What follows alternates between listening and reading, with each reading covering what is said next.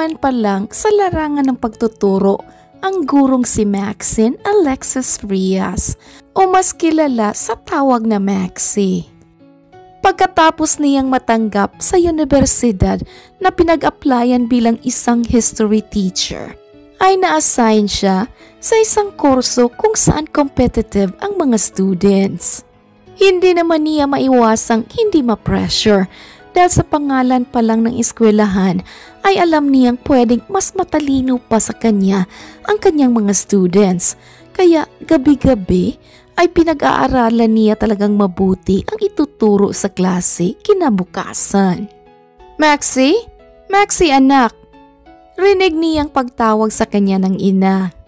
Pasok ma, bukas po yan. Oh, nagbabasa ka pa rin? Lumamig na ang sabaw mo doon sa baba. Kumain ka na muna. Mamaya mo na ipagpatuloy ang pagbabasa. Mamaya na lang po ma. Iinitin ko lang po yun. Hindi pa naman din ako nagugutom eh. Tsaka kailangan kong pag-aralan ang sasabihin ko bukas sa klase. First day pa naman. Ayaw kong hamak-hamakin ako ng estudyante ko. Pero anak, unang araw pa lang naman yan. Pwede naman hayaan mo muna silang magkakilanlan, di ba? Ma, iba po doon sa tinuturuan ko. Dapat first day pa lang, may pasabog na. Isa pa, kahit naman sabihin nating ako ang guro nila, hindi pa rin impossible na baka mas matalino pa sa akin ang buong klase. Dapat, kung may ibabato silang katanungan, alam ko agad ang isasagot. Ay, siya sige, ikaw ang bahala. Basta, huwag mong kalimutan kumain muna ha. Papasok na ako sa kwarto at mamasahin ko pa ang papa mo. Huwag matulog ng walang laman ang tiyan ha. At baka Yes, baka humiwalay ang kaluluwa ko sa katawan at mapunta sa kaldero. Ay naku ma, bata pa lang ako ay alam ko na yan. Okay, good night. Natatawa niyang sambit. Iyon naman talaga kasi ang laging sinasabi ng kanyang mga magulang na kapag daw nakalimutan nitong kumain bago matulog ay tiyak hihiwalay ang kaluluwa sa katawan para maghanap ng pagkain at kapag daw nangyari iyon ay posibleng matakpan ng kaldero at hindi na makabalik. Kung noon ay bentang-benta iyon sa kanya. Ngayon ay sinasakyan na lang niya ang mga lumang mga sabi-sabi ng ina. Kinabukasan, 6:00 pa lang ay umalis na si Maxie sa bahay at pumunta na ng paralan. Inaagahan niya talaga ang pag-alis dahil nakakasiguro siyang pasikipan at paunahan na naman sa jeep. Sakto lang din naman na maaga siyang gumayak dahil may kaunting oras pa siyang magpahinga sa loob ng opisina bago pumasok sa klase. Samantalang sa kabilang banda naman ay ang maingay na yaya ni Jude na kanina pa katok ng katok at tawag ng tawag sa kanyang pangalan sa labas ng kanyang silid. Maya-maya lang ay rinig niya pa ang boses ng kanyang ina kaya doon na siya napabalikwas at napatayo. Saktong pagtayo niya ay ang pagbukas naman ng pinto at agad pumasok ang nakapamewang na Donya. Jude Isidore, what do you think you're doing ha? Gusto mo bang makarating ito sa lulo mo? Ma'am, chill. Ito na nga po I'm wide awake na po. Gosh, for Pete's sake Jude, mag-iisang oras na si Yaya Mimi sa kakakatok at kakatawag sa pangalan mo pero iniignora mo lang. I'm sorry, okay? Ngayon pa lang ako nagising. Anong oras na? 8 a.m. ang klase mo. 7:00 na. Ano bang plano mo? Papasok ka ba o hindi? Ma'am, kung sasabihin ko ba ang tunay kong sagot, papayagan mo ako? You know I hate going to school. Exactly, Jude. Kaya nga this time, umayos ka na. 2 taon ka na sa 4th year. Pangatlo mo na to ngayon. Last year, akala ko gagraduate ka na. Hindi pa rin pala dahil pulang-pula ang marka mo sa history. Gosh. Nakaka-imbyar na naman kasi ma'am Ang mga kaibigan ko wala na sila sa school. At talagang isang subject lang ang babalikan ko for the whole semester. Natural. Bagsak ka at kailangan mo yang balikan. Kung sana'y pinagbubutihan mo, Edi sana nasa office ka na now at nagtatrabaho. Now fix yourself para hindi ka na malate sa unang araw ng klase. Kapag hindi ka pa nagtino, makakarating na to sa lulo mo. And what worse, baka ituloy niya ang sabi niya sa'yo na papapasukin ka niya sa military school abroad. You like that? Okay, ma'am. I will do my best this time. Lumaki si Jude na walang kinikilalang ama. Kilala niya man ang ama niya dahil sinabi ng Donya kung sino iyon. Pero hindi na siya nag-atubili pang kausapin, lapitan o maski magpakilala dito. May sarili na kasi itong pamilya at ayaw niya nang gumulo pa ang kanya-kanya nilang buhay. Sapat na sa kanya ang kanyang mami at ang kanyang lolo Julio na nasa ibang bansa. Matapos ayusin ang pinaghigaan ay dali-dali namang naligo si Jude at bumaba para kumain. Nang matapos ay gumayak na siya agad papuntang school. At dahil naabutan pa siya ng traffic, ay talagang late na siya ng 5 minuto pagdating sa silid. Pumasok naman siya agad at nang uupo na'y doon na nagsalita ang kanyang guro. Good morning, is that your way of greeting your history teacher? Naikuyom niya naman ang kanyang kamao at hindi nilingon ang guro habang nagsasalita. Good morning, I'm sorry, hindi na kita napansin. Oh, hindi mo ako napansin? Ang lakas-lakas ng boses ko sa harap ng klase. Ganyan ka rin ba tumugon sa mga teachers dito? Patalikod? Humarap ka please. Gigil man pero nagawa pa ring humarap si Jude sa dalaga. Are you really in my class? Pwede ko bang makita ang student load mo? Walang pagdadalawang isip naman iyong ibinigay ni Jude sa kanyang guro. I see. So you're Jude Isidore Francisco. Well, you're late. 5 minutes late. At ano ang nakasulat sa handbook? Na kapag late ng 5 minuto ang estudyante, kahit pumasok pa siya, teachers will consider that late. Hindi mo ba alam yun? As far as I know, pangatlong taon mo na to sa 4th year.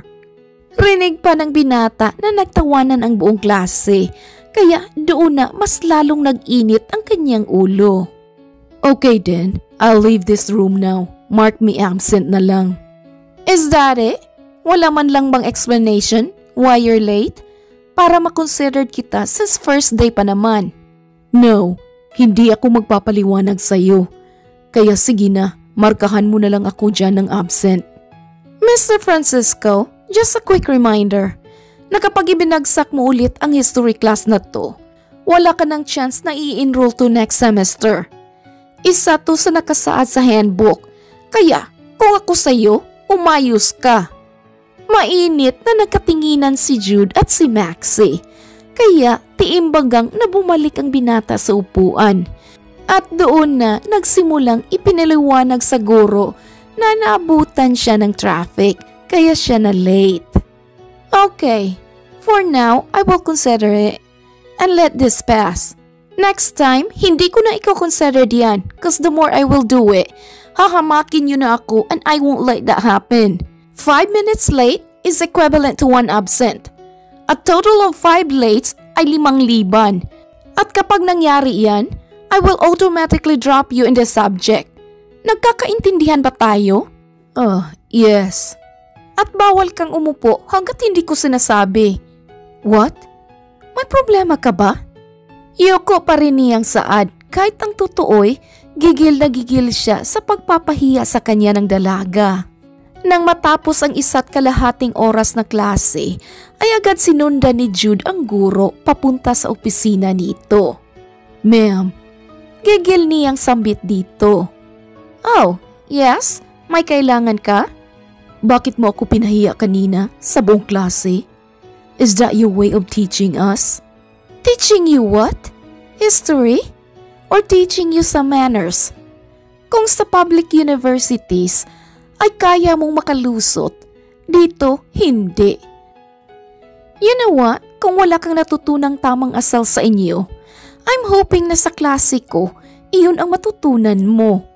Sino ka ba para pangaralan ako? You're not my mom.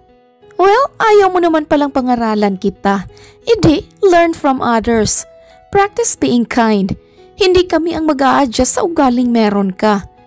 At kahit sabi nila, bilyonaryo ang family mo, and even you, I don't care.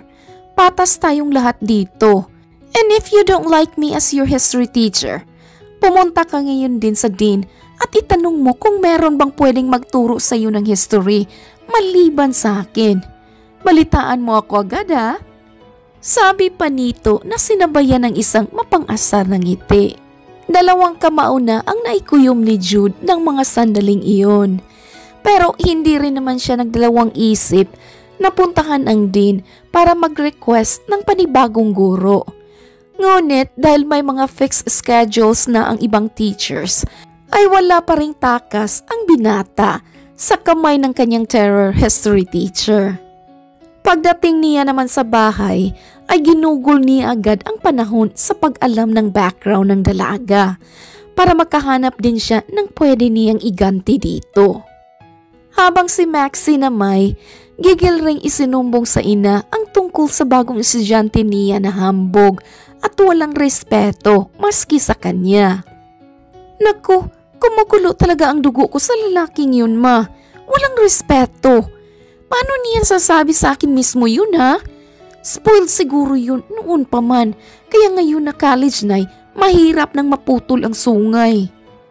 Ay, ganoon talaga anak. Ibang-iba na ang mga estudyante ngayon sa henerasyon namin noon. Noon kasi, takot na takot kami sa mga teachers namin. Ngayon, parang wala na silang takot eh. Sabi ko naman sa'yo, bakit ka dyan nag-apply? May public naman. Ayaw kong makipagsiksikan sa mga nag-apply doon, ma. Masyado na kaming marami.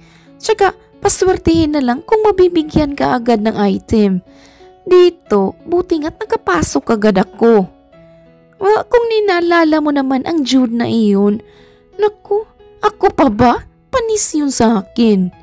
Oh, sigurado ka ba?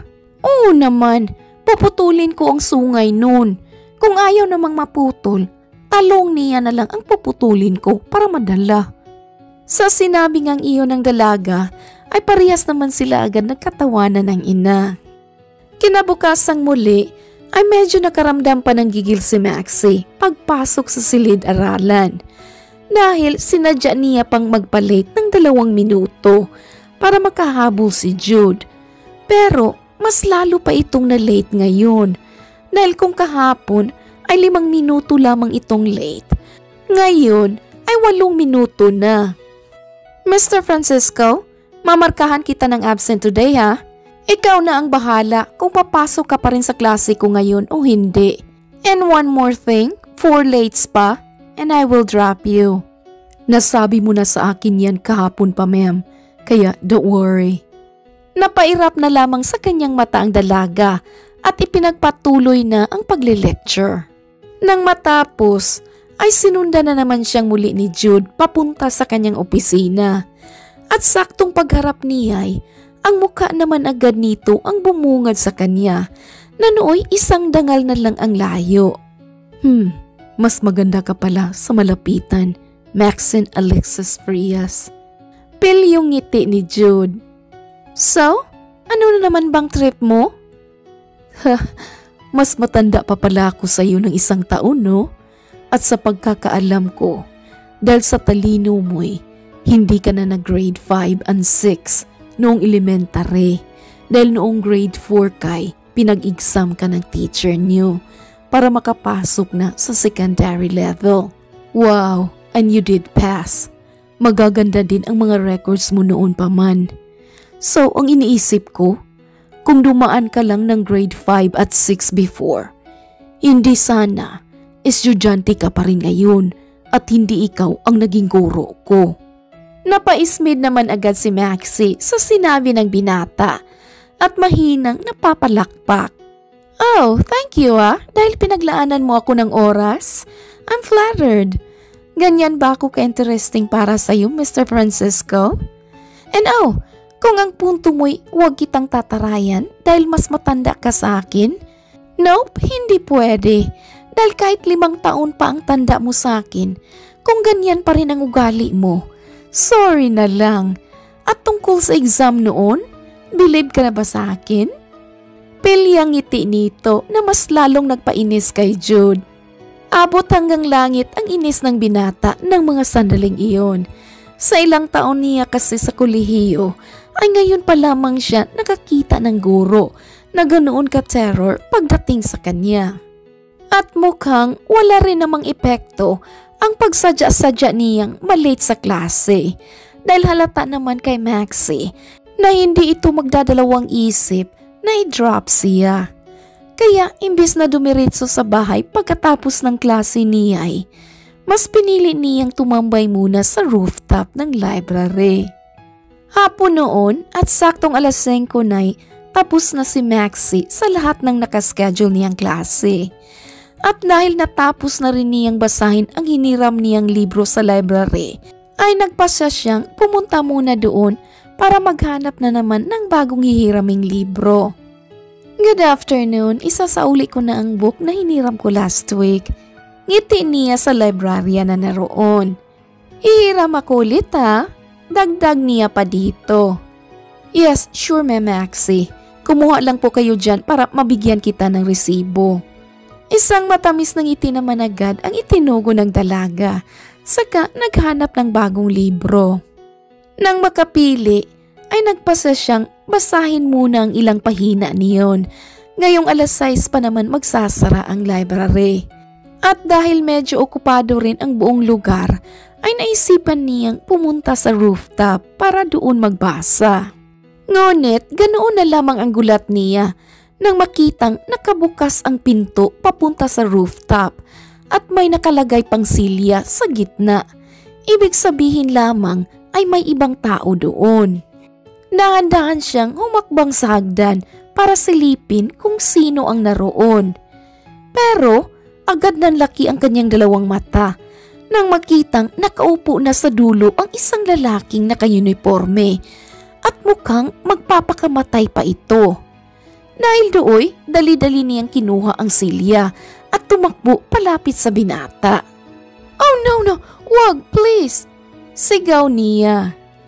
Lumingon naman ang binata at nanlaki rin ang mga mata nito nang makitang wala na ang hinarang niyang silya sa may pintuan. Oh my gosh, what the hell? Ikaw, Mr. Francisco? Anong ginagawa mo dito? Kanina pang umaga natapos ang klase natin ah. Anong oras na? That's none of your business, okay? Look what you've done. Ano? Bakit mo tinanggal ang silya sa gitna ng pinto? Enzo? Anong Enzo? Alam mo bang sira ang pintong yan? Sige nga, subukan mong buksan. You know what? Kapag mabuksan mo yan, makikinig na ako sa klase mo. Now do it. Hindi naman nagpatinag si Maxie at sinubukang buksan ng buong puwersa ang pinto. Ngunit walang nangyari. Sida, ngayon gamitin mo ang talino mo dito. Hey, bakit parang kasalanan ko pa ngayon? Kasalanan ko ba? Bakit? Ako ba ang kumuha ng silya sa gitna? Tsaka, bakit ka nandito? Bawal pumunta dito kasi hindi pa naaayos ang pinto. I didn't know. Sana pala nagtanong muna ako sa librarian para hindi kita kasama dito, no? Isa pa, bawal naman pala eh. Bakit ka nandito? Nagpapahangin lang and at the same time, nag-iisip. Nag-iisip. Sana isinali mo na din dyan sa pag-iisip mo kung tama ba ang mga ginagawa mo. Tsaka, hindi naman ako tatakbo kung hindi ko inakala na tatalon ka. If I know na ikaw to, edi sana hinayaan na kita. Oh, wow. Coming from a teacher like you, huh? Talaga ba, ma'am? Irap ng binata sa dalaga. Okay, fine. Kasalanan ko na. So, ano na? Anong gagawin natin? Tulong! Tulong! Sigaw pa ni Maxie. It's useless. Walang makakarinig sa'yo. Look, malapit na ding mag-alas 6 and I'm sure uuwi na ang lahat. Huh? So, ang ibig mo bang sabihin, matatrap tayo dito? Aha, At bukas ng alas 6 pa din, i-check ng guard ang rooftop. Kaya, bukas ng umaga pa tayo makakalabas. Ikaw kasi eh. Pwede ba? Huwag mo nga akong i-blame. Okay, may signal ba dito? Tatawag na lang ako. Wait. Oh my gosh, naiwan ko ang cellphone sa bag ko sa baba. Ikaw, may dala ka bang phone? Nope, wala. Nasa backpack ko din sa baba. Huh? So, anong gagawin natin? Ikaw ang mag-isip. Matalino ka, diba? Oh, shucks. Gusto mo talagang dito magpalipas ng gabi? Okay lang sa akin. What? Okay lang sa'yo? Naku, huwag mo akong isali ha, dahil may mga magulang akong mag-aalala sa akin. Oh yeah? Hindi, ikaw na ang my good parents. Pagkasabi nooy, agad nang tumalikod at dumistansya si Jude kay Maxie. Natahimik naman ang dalaga dahil ramdam niya ang bigat ng loob ng binata nang bitawan nito ang katagang iyon. Ilang minuto pa ang lumipas at inoobserbahan niya lang si Jude. Para bang nag-iba ito sa Jude na hambog at mataas ang tingin sa sarili na estudyante niya. Tahimik lamang din ito hanggang sa dumilim na ang paligid, kaya doon na napagpasyahan ni Maxie na lapitan ito. I'm sorry. Panimula niya na siyang ikinaangat naman ng ulo ni Jude. Sorry for what? Dahil sinabi kong may mga magulang akong mag-aalala. Ikaw ba? Wala? Of course, meron. Pero mom's na around for the whole week. May seminar siya sa Cebu at sa Sabado pa ang balik niya. Ang daddy ko naman, I don't know. Oh, hindi mo alam? Bakit? Nasaan ba ang dad mo? Really? Gusto mo talagang malaman? What for? Para may bala ka na naman sa akin sa loob ng classroom? Aalamin mo ang lahat sa akin para ipahiya ako? What? No. Sinong may sabi sa'yo na ganoon ang gusto kong mangyari, Jude? Para lang malaman mo, gusto kong maging kaibigan ang mga students ko, including you. Kaya nga, nang sabihin sa akin ng dean ang tungkol sa history mo at binigyan niya ako ng challenge to change you. Parang nabibigatan ako sa loob. Kaya pala, ganoon na lang ang tapang mo na ipahiya ako sa mga classmates ko?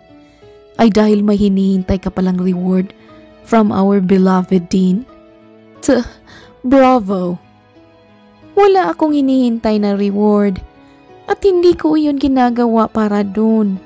Ginagawa ko yun para makagraduate ka na. Kung hindi ka naaawa sa mga magulang mo, dahil kahit 5 taon ka pang pabalik-balik at wala lang sa inyo ang gastos. Pero please, maawa ka sa sarili mo. Alam mo bang maraming teachers ang pinagpapasapasahan ka dahil ayaw nilang mapabilang sa klase nila? Ako lang ang tumanggap sa iyo, Mr. Francisco. Oh, talaga ba? So dapat pala maging thankful ako sa iyo? Is that it? Nope, hindi. Gusto ko maging grateful ka.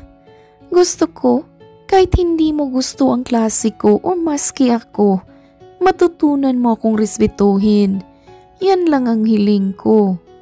Nangakma naman sanang lalayo si Maxie kay Jude, ay doon na ito muling nagsalita. I don't hate you, nor the subject. Napalingo naman agad ang dalaga at hinayaan lang na tapusin nito ang kanyang sasabihin. I hate myself. I really do. Kasi hindi ko kayang lampasan ang talino ni mom or ang galing ni dad. Simula noon, pasang-awa na talaga ako to the point na ang allowance ko ay ginagamit kong pambayad sa classmate ko para lang sagutan ng assignments or gawin ang project ko. Pero dahil nalaman nila iyon ni ma'am, pinagbawalan na nila akong gawin pa yun. Luckily, I survived the other subjects. Pero ang iba, lalong-lalo na tong history, talagang hindi ko kaya. Hindi kaya ng utak ko. More on memorization kasi to eh. At kahinaan ko yun. Idi sana sinabi mo para matulungan ka ng ibang teachers at matulungan kita. We are not your enemy, Jude. Nandito kami para magpasok ng kalaman sa inyo. And if that's your weakness, dapat gumawa ka ng paraan para matanggal na siya sa listahan mo. Anong ibig mong sabihin? Do this. You should study harder. Do some self-review. And that way, makakasa ang skills mo. At baka magulat ka na lang na mataas na pala ang grade mo. Don't worry, I can help you. Talaga? Oo naman. I am your teacher after all. At obligasyon kong tulungan ka. Pero ang tanong, willing ka ba? Oo naman, syempre. Iyon naman pala eh. Inilahad ni Maxie ang kanang kamay niya sa binata. Tanda ng pagkakasundo nila na siyang tinugo naman ni Jude. Marami pa silang napagkwentuhan at ang iba nga'y tungkol na sa personal nilang mga buhay. Kinabukasan ng alas 6 ay parihas naman silang nagising dahil ginising sila ng guard na nakatuka doon. Doon pa lamang din nila napagtanto na inaisandal pala ni Maxie ang ulo sa balikat ni Jude. Dali-dali naman silang tumayo at binuwag ang isa't isa, saka nagkanya-kanya ng labas sa library. Oh, wait, Jude? Yes? Can you make it to the classes 8 a.m.? Yes, ma'am, I will. Sa naging sagot ng binata ay doon na sumilay ang matamis na ngiti sa labi ng dalaga. Umuwi ilang saglit si Maxie para maligo at mag-ayos. Sinalubong pa siya ng napakaraming tanong ng kanyang ama at ina. Pero ang tanging sabi niya lang, walang masamang nangyari sa kanya. At maya-maya niya na iyon ipapaliwanag pagkatapos ng kanyang klase. Saktong alas 7 nang makaalis siya sa bahay nila. At dahil paunahan na noon, ay na-late pa siya ng 3 minuto sa kanyang klase. Good morning, sorry I'm late. Panimula niya at isa-isa nang sineset up ang laptop at projector para sa kanyang discussion. Nang tingnan niya naman ang kabuuan ng klase, ay doon na siya muling napangiti nang makita si Jude sa upuan nito na mas nauna pang pumasok sa kanya. Nang matapos naman ang kanilang klase, at saktong bakanting oras din ni Maxie, ay sinamahan niya ang binata sa library para tulungan sa mga bagay na siyang kahinaan nito. Hanggang sa naging ganoon na nga ang setup nila. At minsay humihingi pa ng pabor ang binata para makapag-review kasama si Maxie. Kaya dahil dooy, mas lalong lumalim ang naging samahan nila. Mangyari kasi na formal nang hingi ni Jude ang personal number ng dalaga. Para daw kapag may tanong siya, ay madali niya lang itong makakausap. Pero minsay, kahit hindi school related, ay tumatawag pa rin ito kay Maxie. Oh, akala ko ba? Tatawag ka lang kapag may itatanong ka tungkol sa lessons natin na hindi mo masyadong naiintindihan. Bakit ngayon? Tinatanong mo na kung kumain na ba ako? Ay nako, ikaw talaga. Alright, sige na. Ibababa ko na to at gagawa pa ako ng presentation para bukas. Okay, goodbye and good night. Saad pa ng dalaga habang nakangiting ibinaba ang linya. Hoy, sino yun? Oo nga, sino yun? Magkasunod na tanong ng kanyang mga magulang na kanina pa pala nakikinig sa kanila ni Jude. Maagya pang napahawak si Maxie sa kanyang dibdib dahil sa gulat. Ma, pa, wala na bang uso ang pagkatok ngayon? Ay nako, yun na sana ang gagawin namin anak dahil nakahanda na ang hapunan sa mesa. Pero sa ngiti mo pa lang, parang busog na busog ka na sa mga pangako niyang lalaking yan Sino ba yan? Si Papa talaga. Nahawa ka na rin sa pagiging malisyosa ni Mama. Wala lang yun, estudyante ko. Nangako siya na mas pag-iigihan pa niya ang pag-aaral. At syempre, bilang guro niya, masaya ako for him. Hindi anak iba ang kasiyahan mo ngayon. Parang kasiyahan ng dalagang umiibig. Pa, alam nyo, okay, ang mabuti pa, tara na sa baba at sabay-sabay na tayong kumain. Okay, let's go. Ay sus, akala mo hindi namin alam ng mama mo ang mga galawang yan? Tukso pa ng ama na siyang ikinatawa na lamang ni Maxie. Hindi niya man kasi aminin sa sarili, pero paunti-unti ay nahuhulog na siya kay Jude. Ang pagiging hambog pala nito at sobrang taas na tingin sa sarili ay maskara lamang na pilit niyang pinapakita para maitago ang malungkot niyang buhay. Ngunit dahil na rin sa pagsisimula ng pagkakaibigan ng dalaway, matagumpay na naipasa ng binata ang kanyang midterm exam na siyang labis naman niyang ikinatuwa at agad niyaya si Maxie para sa isang dinner. Naku, hindi mo na sana dapat ginawa to, Jude. Masaya ako para sa iyo at obligasyon ko naman talagang tulungan ka bilang estudyante ko.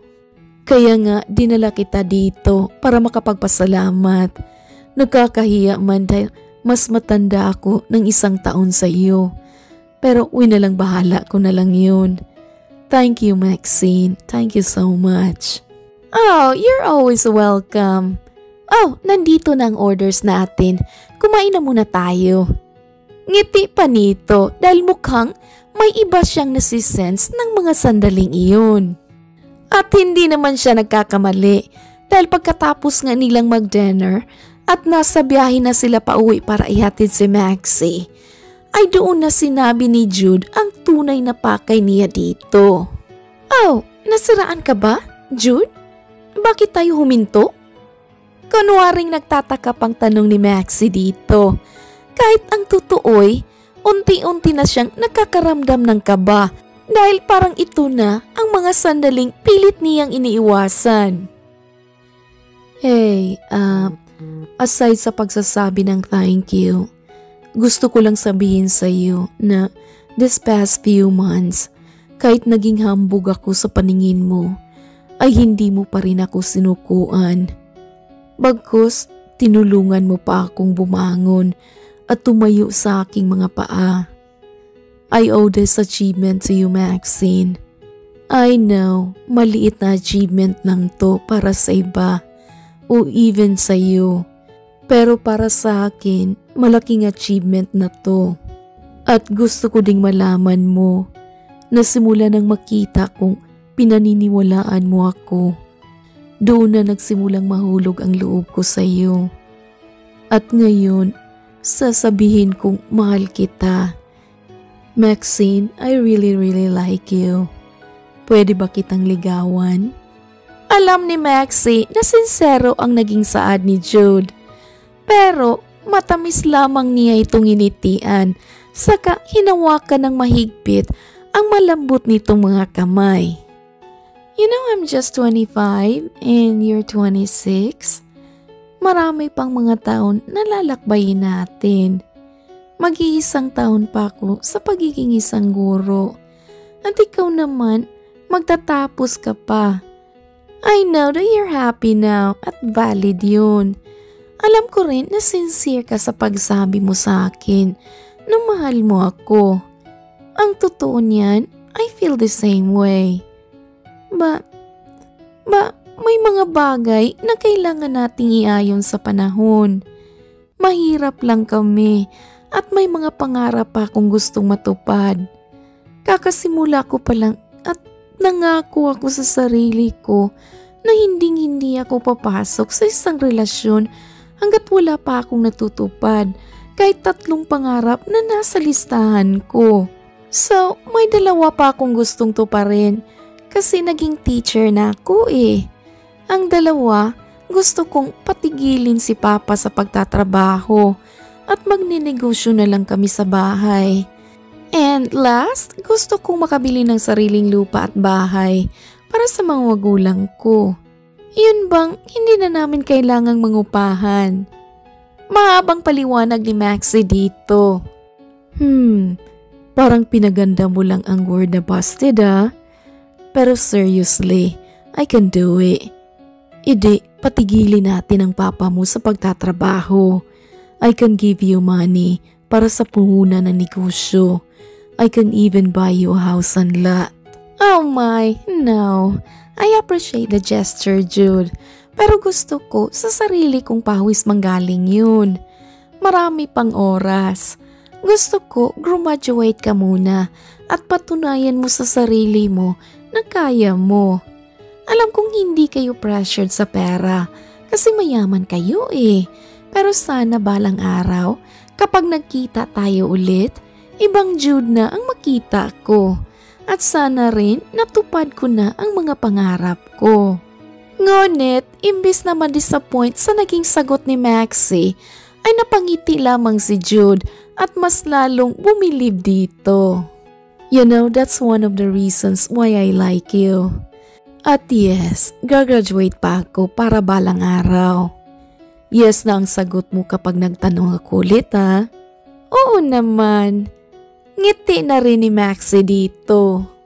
Simula din ng gabing iyon ay pansin niyang mas naging porsigido pa si Jude sa pag-aaral. May mga pagkakataon nga na kahit wala ang tulong niya ay nakakaya ng binata ang lesson. At isang araw din ay formal na pinadalhan ng bulaklak ng mami ni Jude si Maxie bilang pasasalamat dahil maski ito ay nakikita na rin ang pagbabago ng anak. Sinabi naman ng dalaga na ang lahat ay parte lamang ng kanyang trabaho bilang isang guro at bilang kaibigan na rin ni Jude. Di nagtagal ay nakapagtapos na nga sa wakas si Jude at wala itong ibang nilapitan pagkatapos ng program kundi si Maxie. Dala-dala pa ang malaking regalo nito para sa kanya. What the? Ano naman bang trip mo? Dapat nga ako ang magbigay ng regalo sa iyo eh. Dahil graduation mo ngayon. Pero hindi na ako nagka-oras na mamili. I'm sorry. Oh no, it's okay. Nandito ka lang ay okay na ako. Oh, nga pala, si Mami nasa labas at gusto niyang sabihin ko sa iyo na isasama ka namin sa dinner ngayon together with Lolo. Ang Lolo mo? Naku, nakakahiya. Ano ka ba? Mabait yun. Isa pa, matagal ka na niyang gustong makilala. Okay lang ba? Wala na ngang nagawa pa si Maxie, kundi ang paunlakan ang alok nito at sumama sa pamilya ni Jude para mag-dinner. Nang gabing iyon rin mismo, ay formal ding nagpaalam ang binata dahil sa ibang bansa na muna siya mananatili ng 4 hanggang 5 taon. Masakit man iyon para sa dalawa, lalong-lalo na kay Maxie. Pero nangako naman sila sa isa't isa na hindi mawawala ng komunikasyon. Bagay na nangyari naman dahil kahit parehas na silang mga abala sa kani-kanilang mga trabaho, ay hindi pa rin nila nakakalimutan ng isa't isa. At makalipas nga ang eksaktong 6 na taon, ay may naging bunga na rin sa pagsisipag ni Maxie. Napatigil niya sa pagtatrabaho ang ama at may negosyo na sila sa kanilang bahay. Bukod doon, nakabili na rin siya ng lupa at sinisimula na ang pagpapatayo ng bahay na malapit ng matapos. Hanggang isang hapon nga, dahil kakauwi lamang ng mga tauhan niyang gumawa ng kanyang bahay, ay naisipan niyang tingnan ito. Hindi naman niya maiwasang hindi mapangiti dahil kaunting kimbot na lang ay matatapos na ang inaasam-asam niyang sariling tahanan. Ang ganda na kunting tiis na lang at matatapos na talaga yan, no? Tinig na nagmumula sa kanyang likuran.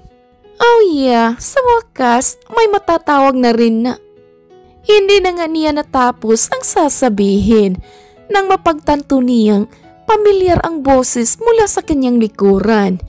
At nang lingunin niya ito'y doon na nga ng laki ang 2 mata niya dahil ang may-ari ng tinig ay walang iba kundi si Jude. Jude? Oh my!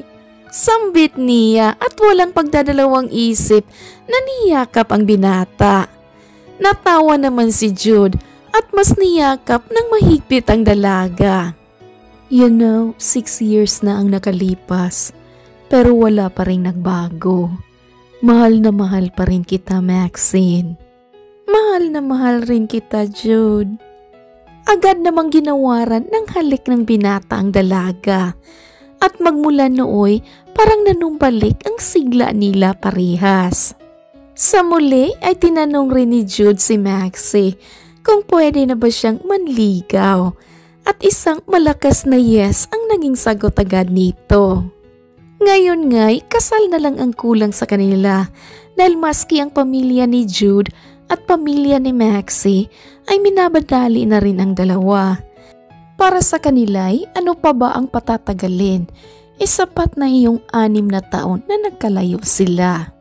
Sinabi naman ng dalawa na hindi nila minamadali ang kasal dahil alam naman nilang sa simbahan din ang kanilang tuloy. The end.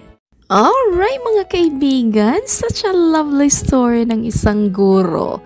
Oh, by the way, kaway-kaway sa lahat ng mga teachers dyan. Today is actually Teacher's Day. Hello mga teachers, thank you all so much.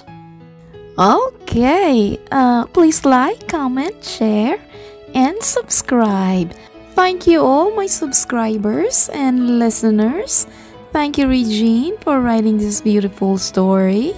This is Ethel McMenamin saying, bawat buhay ay may kulay. Thank you and take care.